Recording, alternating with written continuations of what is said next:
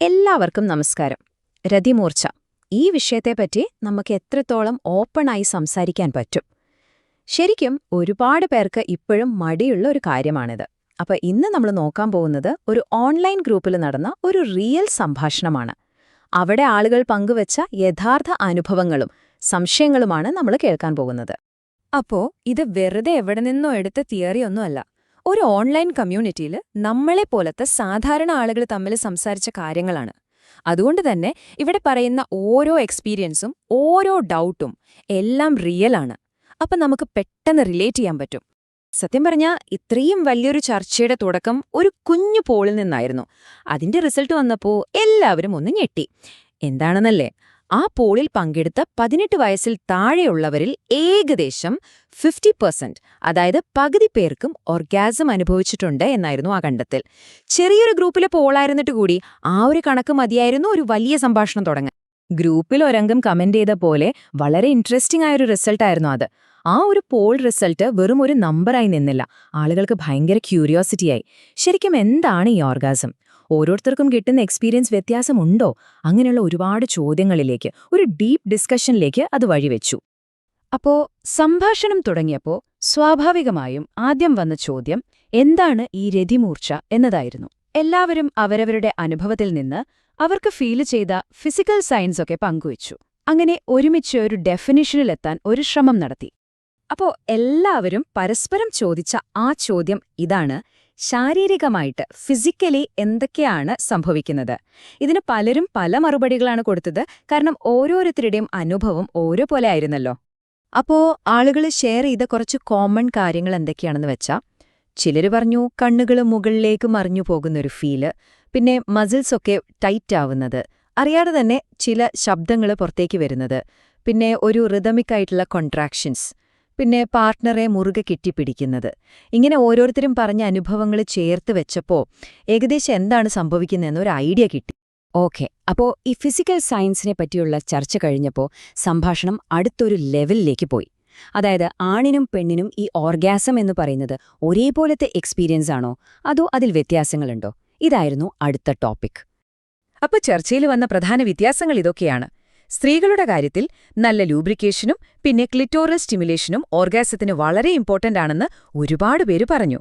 പക്ഷേ പുരുഷന്മാരുടെ കാര്യത്തിലോ സാധാരണയായി സ്ഖലനം അഥവാ ഇജാക്കുലേഷൻ തന്നെയാണ് ഓർഗാസമായിട്ട് കണക്കാക്കുന്നത്. പക്ഷേ കഥ അത്ര സിമ്പിളല്ല. അപ്പോഴാണ് ഒരു പുരുഷൻ ഗ്രൂപ്പിൽ ഷെയർ ചെയ്ത ഒരു അനുഭവം ചർച്ചയെ മാറ്റിയത്.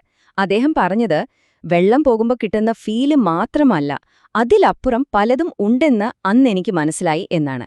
അതായത് വെറും ഒരു ഫിസിക്കൽ റിലീസിനപ്പുറം അതിലും തീവ്രമായ ഒരു അനുഭവം പുരുഷന്മാർക്കും സാധ്യമാണ് എന്ന ഒരു തിരിച്ചറിവ്.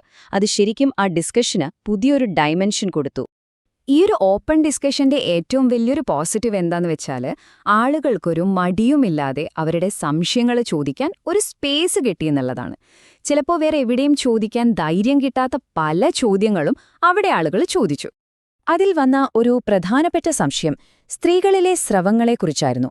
അതായത് ലൂബ്രിക്കേഷന്റെ നിറത്തിലും കട്ടിയിലുമൊക്കെ എന്തുകൊണ്ടാണ് വ്യത്യാസം വരുന്നത്? ചിലപ്പോൾ ക്ലിയർ ആയിരിക്കും, ചിലപ്പോൾ കുറച്ചുകൂടി വെളുത്ത നിറത്തിലായിരിക്കും. ഇതിന്റെ കാരണം എന്താണെന്നുള്ളത് പലർക്കും ഒരു ഡൗട്ടായിരുന്നു.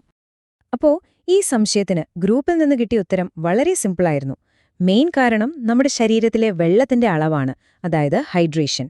വെള്ളം കുടിക്കുന്നത് കുറവാണെങ്കിൽ ഈ ഫ്ലൂയിഡ്സിന് കട്ടി കൂടാനും നിറം മാറാനും സാധ്യതയുണ്ട്. അപ്പോൾ ആവശ്യത്തിന് വെള്ളം കുടിക്കുന്നത് നല്ല ലൂബ്രിക്കേഷനെ ഹെൽപ്പ് ചെയ്യും. അതുവഴി രണ്ടുപേർക്കും നല്ലൊരു അനുഭവമായിരിക്കും. ഇതാ ചർച്ചയിൽ നിന്ന് കിട്ടിയ നല്ലൊരു ഇൻഫർമേഷനായിരുന്നു. ഈയൊരു സംഭാഷണം മുഴുവൻ കേട്ടുകഴിയുമ്പോൾ നമുക്ക് കിട്ടുന്ന ഏറ്റവും വലിയ പാഠം എന്തായിരിക്കും? അത് വേറൊന്നുമല്ല, തുറന്ന് സംസാരിക്കുന്നതിന്റെ പ്രാധാന്യം തന്നെയാണ്. ശരിയായ കാര്യങ്ങൾ ഷെയർ ചെയ്യുന്നതും സംശയങ്ങൾ ചോദിച്ചറിയുന്നതും എത്രത്തോളം ഇമ്പോർട്ടന്റ് ആണെന്ന് ഈ ഒരു ഡിസ്കഷൻ നമ്മളെ ഓർമ്മിപ്പിക്കുന്നുണ്ട്. ഗ്രൂപ്പിലെ ഒരാൾ പറഞ്ഞതുപോലെ കൂടുതൽ പറഞ്ഞാൽ അത് മറ്റുള്ളവർക്ക് പ്രയോജനം ചെയ്യും. എനിക്കറിയാവുന്ന ഒരു കാര്യം ഞാൻ പറയുമ്പോൾ അത് കേൾക്കുന്നയാൾക്ക് ചിലപ്പോൾ വലിയൊരു ഉപകാരമായേക്കാം. അപ്പോ അറിവ് പങ്കുവെക്കുന്നത് എല്ലാവർക്കും നല്ലതാണെന്നുള്ളൊരു മെസ്സേജാണ് ഈ സംഭാഷണം നമുക്ക് തരുന്നത്. അതുപോലെ തന്നെ വേറൊരാൾ എല്ലാവരെയും ചർച്ചയിലേക്ക് ഇൻവൈറ്റ് ചെയ്തത് ഇങ്ങനെയാണ്: വേറെ അനുഭവമുള്ളവർ പറയുക. അതായത് ഡിഫറന്റ് ആയിട്ടുള്ള എക്സ്പീരിയൻസുകൾ കേൾക്കാനുള്ളൊരു താൽപ്പര്യം. ഒരൊറ്റ ശരി മാത്രമല്ല, പലതരം അനുഭവങ്ങളുണ്ട്, എല്ലാത്തിനും അതിന്റേതായ വിലയുണ്ടെന്ന് സമ്മതിക്കുന്ന ഒരു ആറ്റിറ്റ്യൂഡ്. ഇതുപോലുള്ള ചർച്ചകളെ മുന്നോട്ട് കൊണ്ടുപോകുന്നത് ഇങ്ങനെയുള്ള ചിന്തകളാണ്. അപ്പോ ഇത് അവസാനിപ്പിക്കുന്നതിന് മുൻപ് ഒരു ചോദ്യം ഞാൻ നിങ്ങൾക്കായി തരുവാണ്. നിങ്ങളുടെ പാർട്ട്ണറോടോ അല്ലെങ്കിൽ വിശ്വസിക്കാൻ കൊള്ളാവുന്ന ഫ്രണ്ട്സിനോടോ അവരോട് ഇത്തരം കാര്യങ്ങൾ ഓപ്പണായി സംസാരിക്കാൻ നിങ്ങൾക്ക് മടിയുണ്ടോ? ഒന്നാലോചിച്ചു നോക്കൂ. കാരണം ഈ ഓൺലൈൻ ചർച്ച നമ്മളെ പഠിപ്പിച്ചതുപോലെ ഒരു തുറന്ന സംഭാഷണം മതിയാകും ഒരുപാട് തെറ്റിദ്ധാരണകൾ മാറ്റാൻ.